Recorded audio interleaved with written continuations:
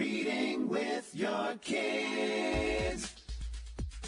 Hola, ni hao, konnichiwa, assalamu alaikum, shalom, mahaba, ciao, bonjour, namaste, jumbo, bienvenidos. Hey, my name is Jed Lee. Welcome to Reading with Your Kids. We are coming to you from the beautiful, wonderful, historical neighborhood of Reedville, located in the southwest corner of Boston, Massachusetts.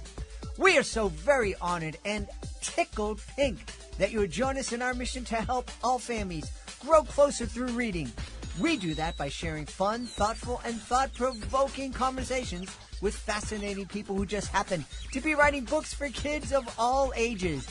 You can join us in that mission by telling all of your family and friends about the show and let them know that they can listen on the WREB AM/FM 24/7 radio network, and they can find us on the iHeartRadio app, on Spotify, Apple Podcasts, Good Pods, Podcast Addict, Castbox, Player FM, Boomplay, Ghana, wherever you find your favorite shows.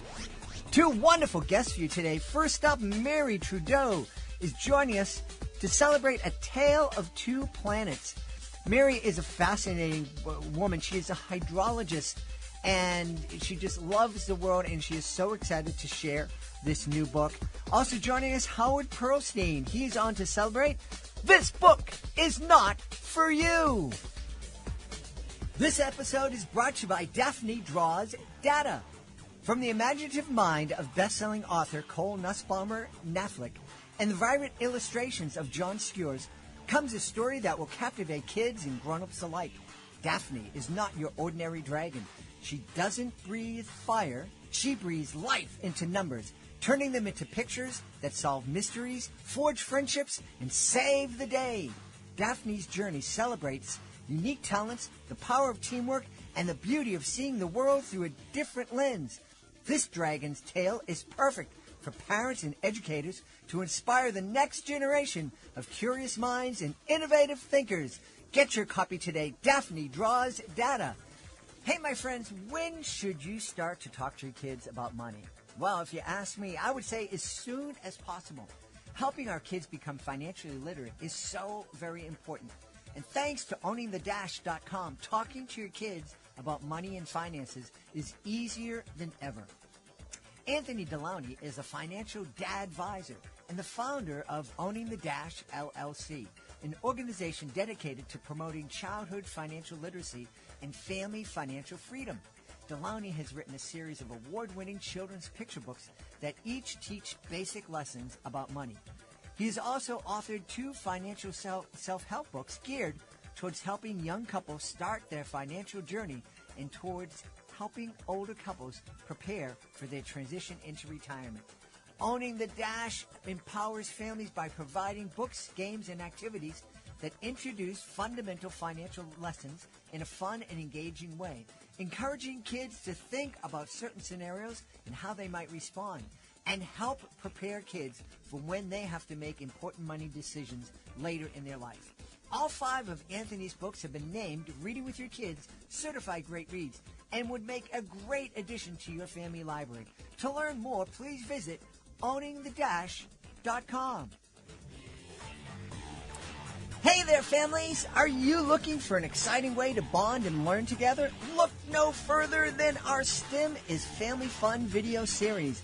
Join us as we explore the fascinating world of STEM through hands-on activities right in your own home. Our series features lessons from experts at renowned institutions like the San Diego Children's Discovery Museum, the National Children's Museum in Washington, D.C., and Children's Museum Houston. From making homemade rainbow bridges to creating an oboe out of a straw, there's something for everyone in the family to enjoy. So grab your lab coats and get ready for an adventure. Go to readingwithyourkids.com and click on the STEM is Family Fun link at the top of the page and let the learning and laughter begin. STEM is Family Fun, where learning and bonding go hand in hand. Join us right now from the beautiful city of Ottawa in Ontario, Canada. Our guest is here today to celebrate her debut children's book. It's called A Tale of Two Planets. Please welcome to the show Dr. Mary Trudeau. Hey, Dr. Mary, how are you? Hello, Jed. Mary's good enough. Just Mary. I'm great, thank you. How are you? I'm delighted to have you on. I'm excited to talk about A Tale of Two Planets. Tell us all about this book, please. Well, it's, as you mentioned, my debut children's book. I work in environment, and one day, it was a while ago, actually about 10 years ago, I was thinking, what if our planet didn't work for us the way it does, just automatically? And I drew little sketches about, well, what if the wind didn't blow automatically? Or what if the water didn't run into oceans on its own? Or what if there were no pollinators? All of these things that the creatures on Retha, which is Earth all mixed up, have to do. So they have to find ways to make their planet work for them. And they do. And the sort of central message is that they love their planet anyway. It's home. And even though they have to work really hard to make it work for them, it's home, and they love it. They love their trees that have plastic leaves, and, the fact that they get really good food, even though they have to make pollen. And they hear about Earth, and they think of Earth as the magic planet, and they think it's made up. They don't believe that it exists because it's magic. And there's one little whooshy-doos are the creatures that live on Retha, and there's one little whooshy-doos that does think it's a real planet and finds out what the pollinators are, and, what a river is, and that kind of thing. So, yeah. What a neat idea, and what a great way to not only get our kids thinking about how magical our planet is, but also for us, the parents, to understand. As you were speaking, I'm like, yeah, this stuff all works like automatically. It just happens, and what an amazing thing that is. Yeah, I mean, our planet, and it's not only like the parts that work. Like if you think of, well, right now, monarch. I had a monarch butterfly in my backyard, and it flew from Mexico, and they go even farther north. And if you don't think that's magic, like, you need to think about what magic means, because that's incredible. And hummingbirds, we have hummingbirds that they fly from like Central America and like Florida to Alberta, which is not only north, but west. And they're tiny little birds. We live in an incredible place. It's really, really an amazing place. Yeah. I've mentioned here on the podcast in the past, my home is within the city of Boston, but we are as far away from downtown as you can be. And my property is the city line. On the other side of my property is a wildlife sanctuary. And it is on the route. It's a migration route for a number of different species of birds.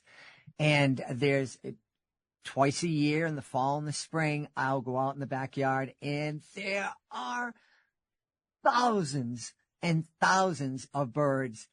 It's a rest area. They're just chilling, and they all come out, and they're there, and they'll spend an hour, a couple of hours here resting, and then all at once they'll take off and either fly north or fly south, depending on what time of year it is. And it's just incredible that these creatures, the tiny brains, like the size of my fingernail maybe, but then they can get themselves up and down and build these nests that are like almost identical to each other. And it's mind-boggling when you think about it. Yeah, and if you think of how big their voice box is and how far their call carries, then their song, you can hear their song. Well, birds hear them through forests or whatever, across fields. Tiny, tiny little creatures, and you hear them, it's like miles away in some cases. So I don't know how that works exactly. Like, when I used to call my kids, they couldn't hear me in the other room. Yes. Yeah, my beautiful wife has a hard time hearing me from the other room sometimes. We need to get the tricks the birds have. Yes. Yeah. So what was it that was there, I know you're telling us you're drawing these sketches, and I had an idea, but was there one thing that really inspired you to take the step? Because you're obviously a very busy person. You're involved in TED Talks and presentations, and you're a respected engineer. Writing a kid's book takes a lot of energy and time and investment. So what was it that actually pushed you over the line to say, yep, no, I'm going to get this. I'm going to find an illustrator. We're going to do this. Well, so I work in environment. I've worked in environment. I specialize in water for, well, more than 30 years now. And there's a lot of bad news, there's a lot of, you can just turn on a radio or a television or whatever, and you'll hear bad news. And the thing I think is we really just need to love our planet. Like, we really need to just stop and appreciate our planet in a way that is more than just lip service. And I think what inspired me to write the book was, kids have a natural awe. They have a natural tendency to think the planet is magic. And I wanted to, first of all, tell them that that's okay. Yes, it is magic, and it's good to be in awe of it, but also, for the parents as well, like, just if we really do appreciate what our planet does, then we'll make decisions in favor of the planet in a way that we're not necessarily right now. Like, do we need that extra, whatever it is? If we have an ailing parent, we don't expect that parent to do everything that the parent does when they're in perfect health. And excuse me, I think now we do need to make some decisions about how we treat the planet in a way that recognizes it's not operating at full function the way it has in the past. Yeah. We've done a lot of different episodes here in the show, encouraging families to work together to protect the planet. We did a series called Protecting the Planet with Your Kids. I don't know about you, but I think it's not very helpful when we sit down and talk about the planet's over in 12 years. If we don't make changes now, it's over. And to me, I hear that and I'm like, well, it's over. So there's nothing we can do about it. There's certainly can't do all these changes people are saying. Well, first of all, that's our own ego saying, to think that we can predict that this incredible planet is going to be over in whatever X number of years. We got to get over ourselves. First of all, the planet's not over. But the other thing is, that negative, for some reason it does seem to sell newspapers or whatever, but the thing is that it doesn't make the connections. Like, everyone, no matter where they live, whether it's a high-rise building or, a house with a backyard, is connected to an ocean. And what you do in your space, whether it's on your balcony or in your backyard, that the water that falls can eventually end up in an ocean. The plants that you put in can provide pollen, whether you have a balcony, a little garden in your balcony, or you have a huge field, or you're next to some kind of reserve. Like, everybody in their own place is connected to everything else on the planet. And once we take that on board, then it's not, the sky is falling. It's, well, I can make this difference for water. I can make this difference for plants. I can make this difference for bees. I can make these decisions when I'm buying things, like the little things. And there's however many billion of us on the planet, and we could all realize that we're connected, not only to each other, but to the planet. Then that's what actually makes change. Mm-hmm. We got into the predicament we're in, one little decision at a time, all of us making all kinds of decisions at a time. And that's how we get ourselves out of it. All of us making slightly different decisions all of the time. As you were speaking, I'm imagining if my daughter and my son were still of the age where they would cuddle up with me and read a book, that I would take them out to the backyard and lie down underneath the beautiful oak tree that used to be in the center of our yard, and read A Tale of Two Planets there, so they could feel the earth and the grass. Well, some people are debatable whether I have grass or just a variety of weeds.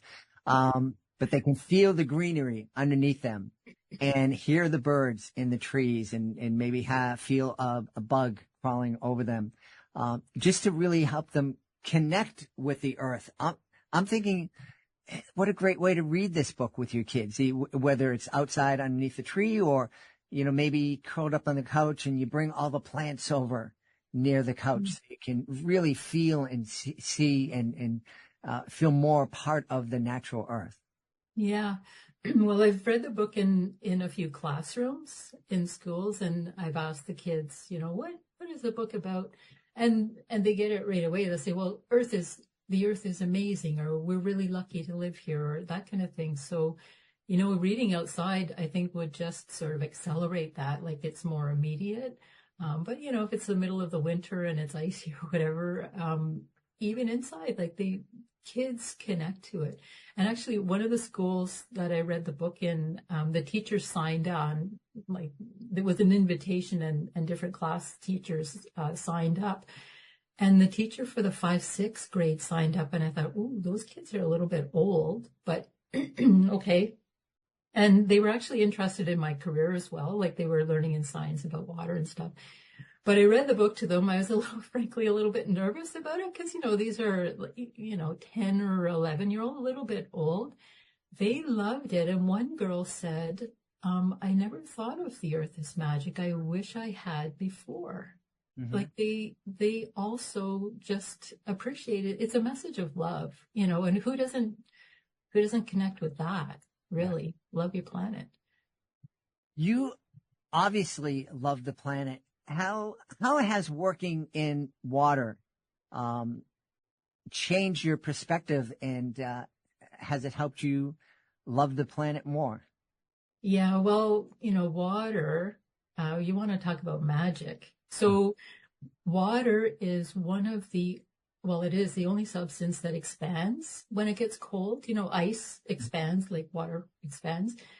And if it didn't do that, then there might not be life on the planet the way we know it, because a lot of life started underwater. And if the water contracted and sank, it would have crushed things like at the bottom of a lake or whatever. So, and just, it can be liquid, gas, solid, all within our range. And it's beautiful. It's all kinds of different colors from blue to green to kind of white, and it bubbles and it flows and it gurgles. The sound, the look, the color, the chemistry of it, it's our universal solvent. We clean everything with water, which is also one of it's kind of working against water right now because, we have to be really careful what we put in water. But it's, and it's life. That's what we look for. If we think there might be life somewhere else, what do we look for? We look for water. Oh, no water, no life. So you want to talk about something magic, where, water truly is. And there's some talk that there's actually a 4-state plasma kind of state that takes place when it's, as part of our blood and circulating through our body. So it carries all of the, with the blood is basically water. It carries nutrients, to our brains and our oxygen from our lungs. And yeah, wow. I could rant about water for days, so I will spare you. Well, one of the things that we've done here on the podcast too is encourage families to encourage their kids, especially their girls, to explore the STEM fields. Yeah. And one of the reasons I asked you that question was, it's obvious that you've fallen in love with water, and I don't know if you always had that or if it's something that love developed as you went into the fields and as you studied it and worked with it. But I think it's a great, when we talk to our kids, it's like, oh, you want to study this so you can make a lot of money. Oh, you want to study, but I'm guessing just from the short time that we've been together and reading your bio, you've had a very full career and you seem very satisfied and very happy with that career and what you've been able to do. And I think that's one of the things, if not the most important thing we should be encouraging our kids when it comes to thinking about their careers. Find something that you're always going to love and that's always going to be teaching you new things and ways for you to explore. Yeah, you want something that's rewarding. And we're lucky that what is rewarding is very different for different people, so that everybody doesn't want the same job. But for the first 15 years of my career, I worked for a municipality managing water infrastructure. So, the pumps and the process. I was responsible for maintenance and in-house construction of the potable water infrastructure. So the water purification plants, pumping station, reservoirs. And that's an immediate return on effort, because that's an essential service. People appreciate it. They kind of take it for granted as well. But if there's something that goes wrong, restoring it is immediately appreciated. And the thing about working for a municipality too is that it's the level that's connected very closely with community at a scale that it's a smaller cog in the government wheel. Whereas you make a policy decision at the federal level. You probably see the outcome sort of 3 years later, or maybe even longer. So it was a really good way to start a career in water with, infrastructure, very pragmatic kind of approach, but also at that municipal level. And since then, I've worked as a consultant more on the policy science interface, so science and foreign policy, mostly to do with water, but also plastics and different resource management type of projects. Yeah. We've heard that it was very difficult for women to get into the STEM fields in years past. Did you face a lot of obstacles? I have to say I was really lucky. There weren't that many women in my class in engineering. I went to an all-girls high school, so frankly, I didn't really mind being in a class with a bunch of men. And through my career, obviously there's been little incidents here and there, but overall, I have to say I've been very lucky with the men I've worked with. At one point, a number of years ago, I was one of 6 owners of a consulting company, and all of my business partners were men. They're fabulous, absolutely fabulous men. So, it's, I could focus on the 1 or 2 little horror stories that were funny. There was some funny stories as well, but, overall, it wasn't difficult, but you do have to let some things go. Like you can't be really, really, I guess, honed in on every detail of something that you don't like. I like that. Focus on the positive. Embrace the positive. Helps you get the negative. Yeah. Yeah. And then eventually you'll be able to laugh at the negative once you've got some distance.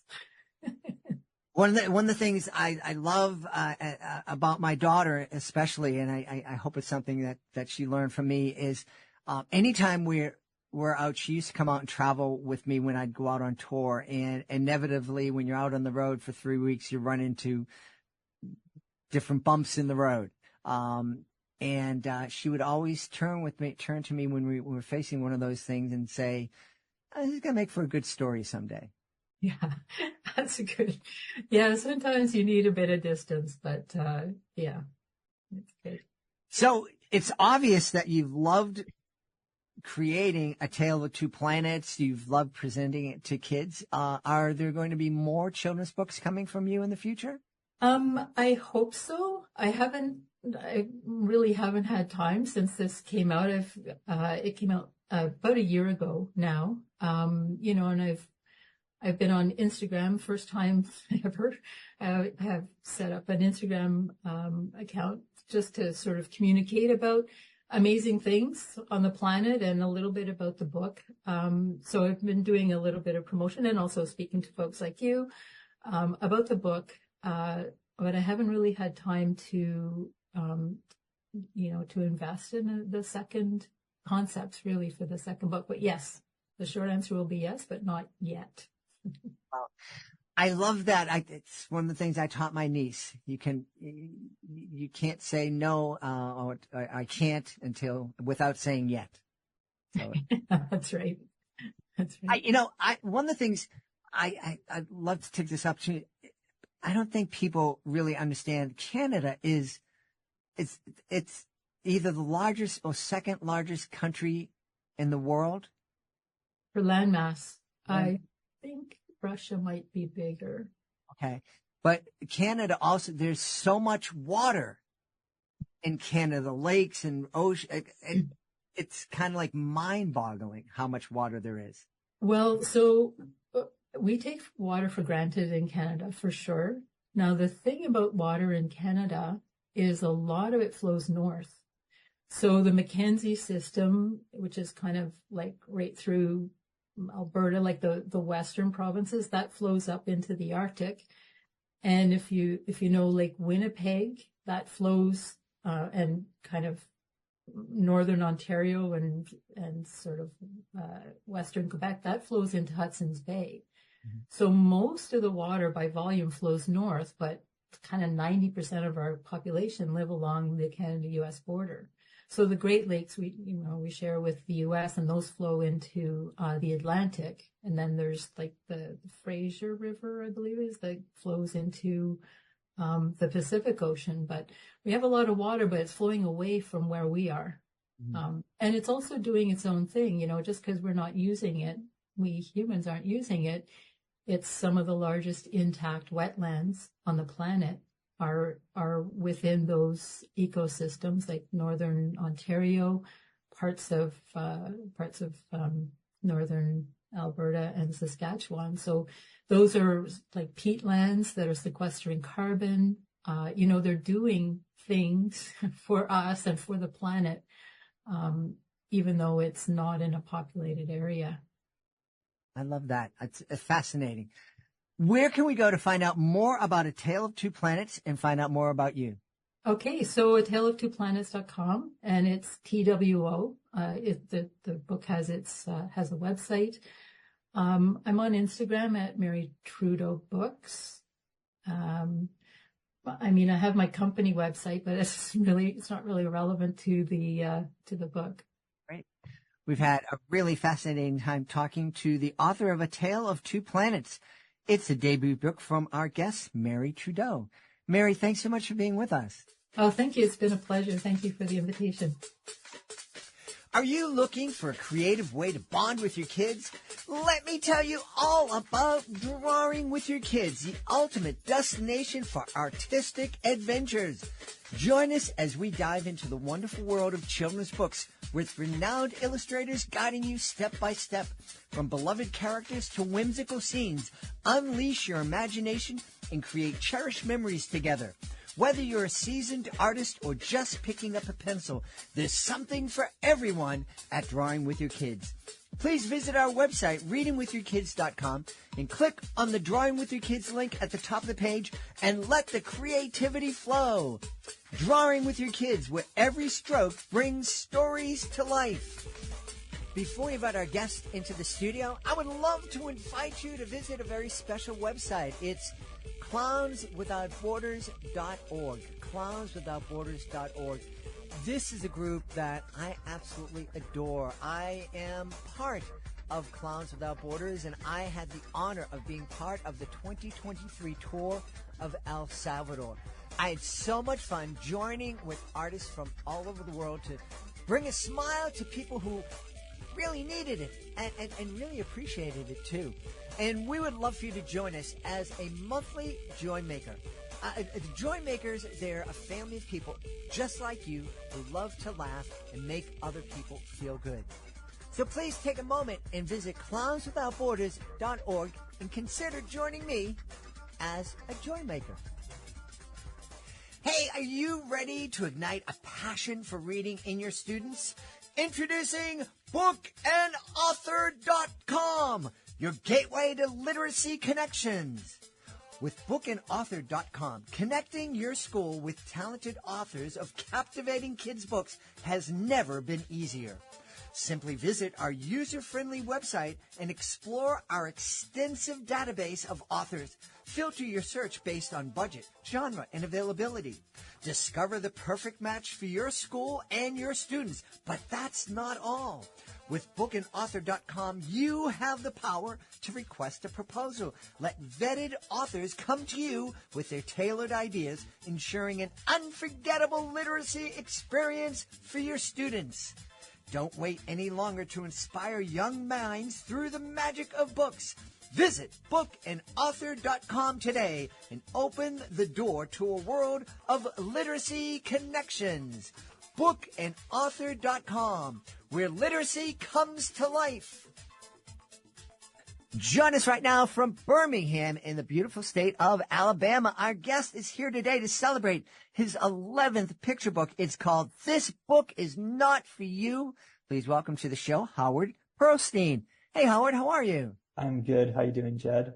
Wonderful. Howard and I were talking a little bit about Birmingham. It's a really lovely city. I had such a nice time when I was there. Yeah, no, Birmingham, my wife and I moved here in 97, so we've been here a while, but it's been a fantastic place we have 3 daughters. It's been a fantastic place to raise them. They got a great education here, and now they're all grown and doing their own things, but it really has been a great place to live and raise children. Yeah, and as I was saying, it's such a different culture than Boston, where it's fast-paced and folks don't talk to each other that much. And when they do, there's typically a lot of F-bombs that drop. But people in Boston, I've heard this a couple of times. I think it's very accurate. People in Boston aren't friendly, but they're very helpful.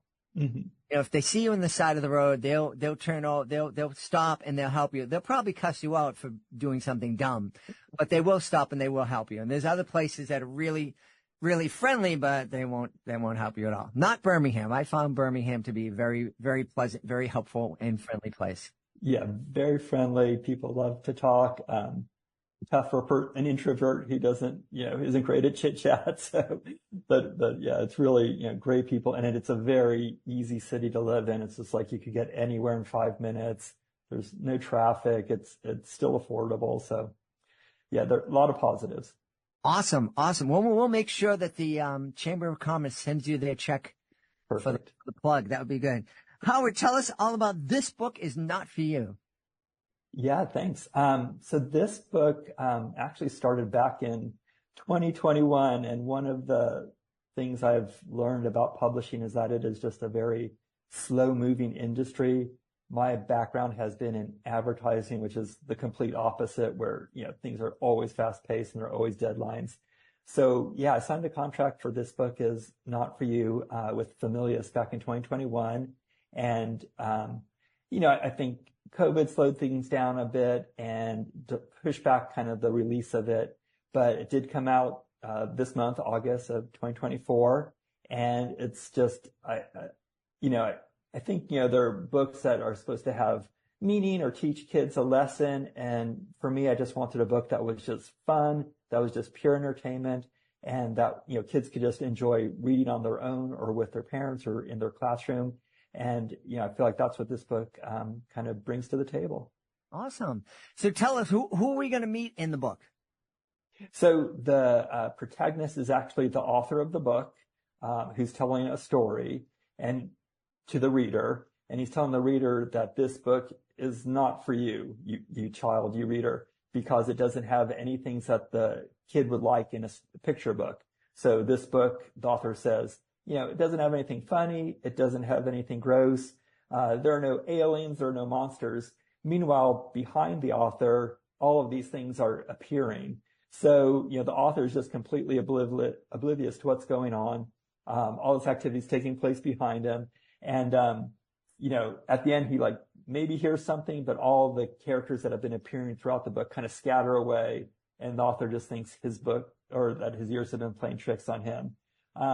So I think, for me, what this book does is give the child the chance to be smarter than an adult and to kind of, you could see all the things back there and, for the child to be able to say, hey, look, those things are there. I think that's just creates some sort of fun for the child. And again, kind of gives them that opportunity to feel, yeah, I am smarter than this grown up. Yeah. It's not a style of magic that I use a lot, but that whole idea of, the magician's out there and he's doing something, but something else is going on that he doesn't notice, but all the kids notice. And it's lots of kids love that a lot, and they're yelling and they're screaming and look, and Right. I can absolutely envision how much fun a kid would have with this. Yeah, hopefully, I think it's, like I said, I didn't want to be preachy about anything. I didn't want to teach kids anything. Let's just have a fun book that's just enjoyable and that just has a high entertainment value. Yeah. Was there anything that inspired you to create this book? Yeah, that's a great question. I think it's just sometimes just kind of inspiration just hits. And, I think I was thinking more about what would be a good book for kids? But then that phrase, what would be good for them, sort of it just inspired that phrase. Well, what if this book wasn't for them? What could I do to bring that idea to life? So it was just kind of looking, kind of brainstorm ideas for what a book could be, and then kind of turning that on its head and saying, let's approach this from an opposite angle and pretend that this book is not for kids at all while making it for kids. Yeah. You mentioned that you're in advertising, and that is a very different world. Not only is it much more fast-paced and deadline-driven, and you have to get out things, things have to get done yesterday, but you also have to deliver and tell the story in a way shorter time than even a picture book. We've discussed here on the show the difference between, writing a YA title and a picture book, only having 600 or so words to be able to tell the story. When you're in advertising and you're making a commercial, you have 30 seconds or a minute, or in some cases 15 seconds. How is that? Are you easily able to go from one style to the other? There a little switch that you throw? Yeah, I think advertising was actually the perfect training ground for writing picture books, because, I've always had to write quickly, have to come up with creative ideas. And, I didn't start writing picture books until 2018. And, one day I just kind of was listening to a podcast, and the guest, I wish I could remember who it was, said something along the lines of, we spend our best years giving our creativity away to other people. And I thought, man, that is exactly what I do in advertising. I create these ads and commercials for cell phones or cars or whatever, but, it's not for me. So when I got home that day, I told my wife, I'm going to start writing picture books. And was a kindergarten teacher, and she's like, great. And I realized that I had no idea how to write a picture book. So I, like anybody would do, I just went to Google and how to write a picture book. But really, getting back to your question, it's very similar to advertising, because it's, you're trying to tell a story, in the quickest way possible, but also to make it memorable and to have the words and story, text interact with each other. So, I think this book does a good job of that, because, the words are saying one thing, meanwhile, the illustrations are doing something completely different. And it's just like a good ad. It's just like, the words don't say exactly what the visual is showing. So having that background, really prepared me for writing a children's book, and helped make the process a lot simpler. Yeah. I imagine too that it must have been easier for you to let go of the manuscript. I've talked to a lot of authors, and that, the first time they sell their manuscript and then they realize, oh, I'm done. I don't own that that's my baby, and what do you mean I don't have any say in the illustrations? Right. Yeah, no, it's, again, that advertising prepared me for that too. It's just like, I'm done with my part. Just like in advertising, you hand it off to an art director, sending it off to the illustrators is much the same. And, it's been great. I've been able to have input along the way, with some of the illustrations, for my books, which has been great. But I think also what kind of that advertising background gave me was kind of that ability to call an end to writing the manuscript, because you could keep on tinkering with the manuscript forever. And it's just like, getting used to deadlines or knowing, how to live with deadlines. It's just like, I can come to a point in manuscript where it's just like, okay, this works. And then I could send it off. That's great. That's great. I'm curious. Now, I don't want you to get in trouble with the marketing department over at Familius, but if you were to market this book, what would you, if you had an unlimited budget and you're going to do a radio campaign or a TV campaign, what would you do with that? Well, I mean, gosh, an unlimited budget, I would definitely do a Super Bowl commercial. But, I doubt if they want to spend, $7 million for airtime. That'd have to be a lot of books sold.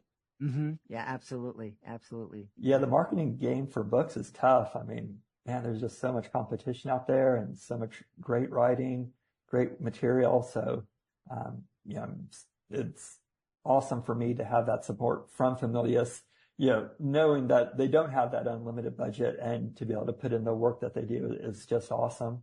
Yeah. So we do have a lot of authors and indie authors, self-published authors on the show who don't have that team behind them.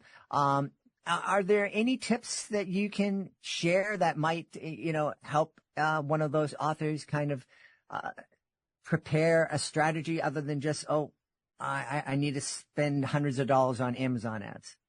Yeah. I mean, and Amazon, man, that's a whole nother ball game as far as what works and trying to figure out how to make ads work successfully in that.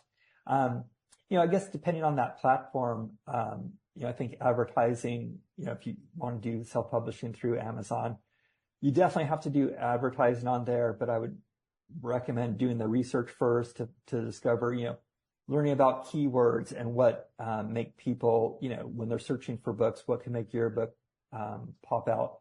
And, one thing I would say is essential that I haven't been great at, but would be, kind of developing your brand as that author, putting out content of yourself, promoting your book is an important part of it as well.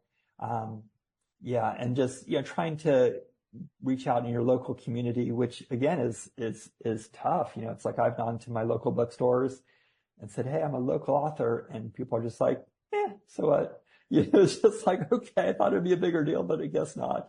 So, I think, the biggest takeaway for anybody listening that's, aspiring writer, whether, trying to do traditional publishing or self-publishing, it's all about perseverance. I mean, there are so many punches in the face in this industry. It's, not only slow moving, but just, the rejections are just ridiculous and, they can really just get you down. So you have to have this kind of level of commitment that supersedes everything else to kind of keep going, whether that's writing, the marketing, the advertising, the promoting, just throughout the entire process. Just, you have to be 100% committed to it to make sure it happens. Yeah. So I love that you said it takes perseverance, but of course that's difficult to find that resilience in with somebody that has a good gig and you're successful in that gig. How did you find the strength to persevere and put up with the rejections and all of that pain, and not say, you know what, I got a good gig, I don't need this, I can put this away? Yeah, no, that's a great question. I think, it's almost, there's a step back before that perseverance, and it's kind of this idea of knowing your why, like why do you want to do this? And so for me, that why was wanting to do something for myself that was, putting my own kind of creative work out there. And so I think if you're clear on that why, it'll make a huge difference for you. But that why also has to be something that's personal to you and, in your control as well. It's like if your why is, I want to make $1 million, or I want Disney to make a movie out of my book, and I just think that'd be really cool. That's not going to sustain you, and that's not going to give you that fortitude to keep going. So I think having that kind of personal why that's in your control of, like, just for me, like I want to write what I want to write. Mm-hmm. That kept me going. And then it's just, it's just commitment. I mean, it's literally just like, if I'm committed to it, there's nothing that is going to stop me. I'm going to write every day. And that's just the way it is. And there is a simplicity in that because it's like accepting your fate. It's like there isn't a choice anymore. It's just like if you're committed to it that much, it's just like, yeah, I'm going to write. Yeah, I don't care how many rejection letters I get. I'm just going to keep on going. Yeah. And I'm imagining, going back to what you said about authors need to kind of sell themselves as a brand, knowing that why would be very helpful in building that brand and kind of demonstrating, well, I'm doing this because, and that's what this brand is all about. Yeah, no, you definitely want something kind of core to your brand to make it, stand out, or at least, give you that North Star that you're always moving towards. So yeah, for me, just having that why has definitely kept me going, and building that brand is just as tough as anything else. I've been, published now since 2020, and I feel like I'm now finally starting to get maybe a little bit of traction. So it is really a long road. But, when you get to see your work in print, when you get to see it published, and when you get to do something like this, like be on a very cool podcast, it's like, man, it's been worth it to spend that time writing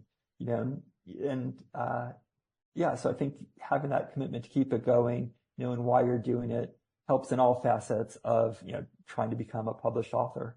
Yeah.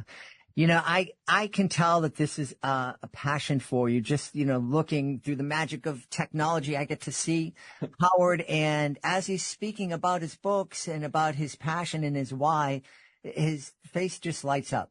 And so I'm really happy that you've discovered this and that it's working for you. Yeah, same here. And it feels good, as a parent, and I know that's a lot of the main thrust of your show is, for families. And it's been good for me as a father of 3 girls to show, you are never too old to do what you want to do. It's just like, I definitely don't feel like slowing down at this point in my life. I want to keep on going. And, I think that gives me extra motivation, to make my children proud and to show them, what's possible if you keep on going.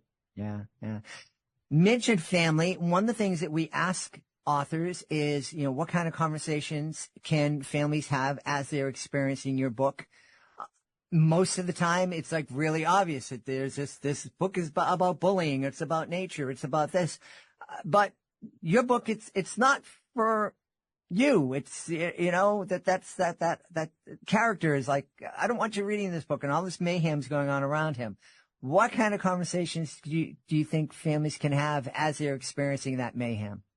Yeah, I think, I would hope that there would be a lot of conversations around that. I think one of the obvious things are that, the kids can point out what they're seeing that the author isn't. That's fun.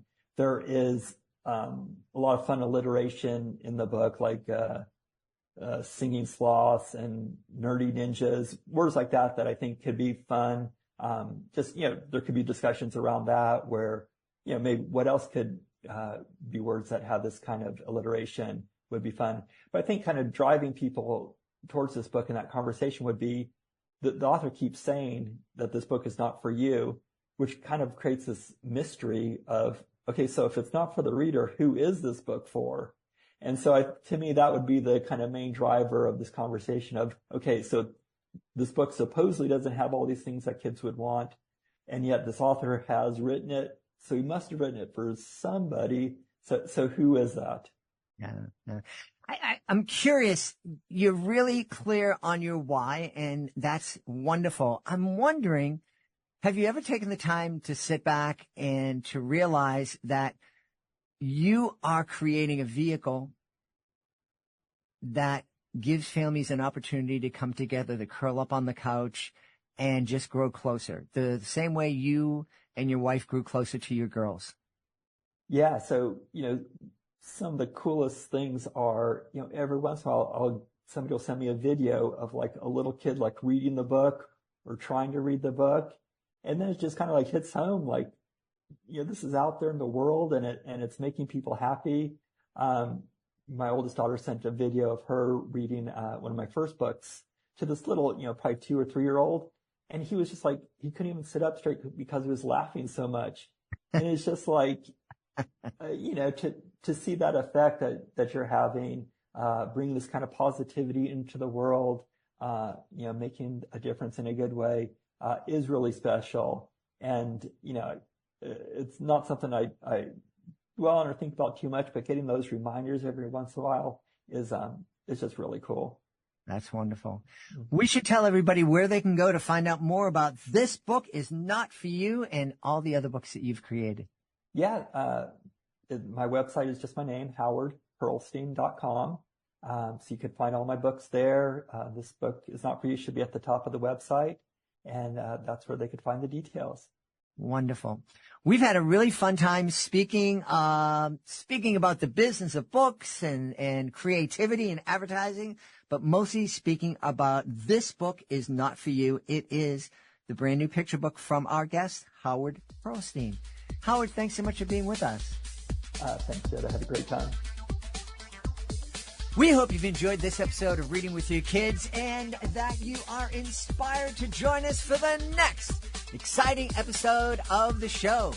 In the meantime, please be sure to connect with us on social media, facebook.com/readingwithyourkids, at Reading With Your Kids on Instagram and TikTok, and at JedleyMagic on Twitter. Please be sure to visit our YouTube channel, youtube.com/readingwithyourkids. You can find all of our Drawing With Your Kids and STEM is Family Fun videos on our YouTube channel. We'd also love for you to visit our website, readingwithyourkids.com. Check out our blog, visit our Reading With Your Kids Certified Great Read Wall of Fame, and use the contact button up at the top of the page. Let us know what you love about the show. Let us know what we could be doing better, and let us know who you would like to hear on a future episode of Reading With Your Kids. That would be most helpful, really most helpful. Hey, you know what else would be really helpful?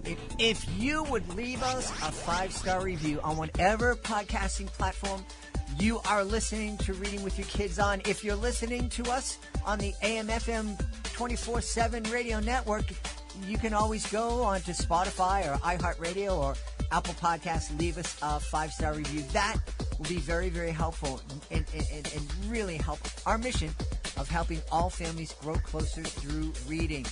I want to thank the folks who made today's show so wonderful. Of course, we're going to start by thanking our guest, Mary Trudeau. Please check out A Tale of Two Planets, and Howard Pearlstein. Check out This Book Is Not For You. I want to thank my team, Fatima Khan, Chris Doherty, Rory Grady, Judy Hu, Stella Sheree, Hannah Bosange, Alyssa Montiero, Devin Hill, Riley Oluwu. I want to thank my beautiful wife for all the support she gives me. Most of all, we all want to thank you. Thank you so much for taking the time to join us today, and as always, thank you so very much for taking the time to make the world a better place. And you do that every time you read with your kids. And I also want to thank my friend Chris Hardy for this musical preview of a new podcast coming to you this fall. It's called Real Magic.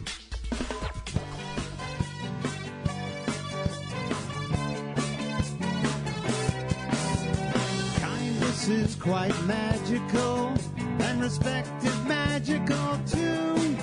When you travel as much as Jedley does, the magic comes right through. But he's not alone in his quest, he's got some helpers in his crew. 3 dogs that help him stage his show and bring it right to you. Real Magic Podcast, it's so much fun in many ways. Real Magic Podcast, tune in and you'll be amazed.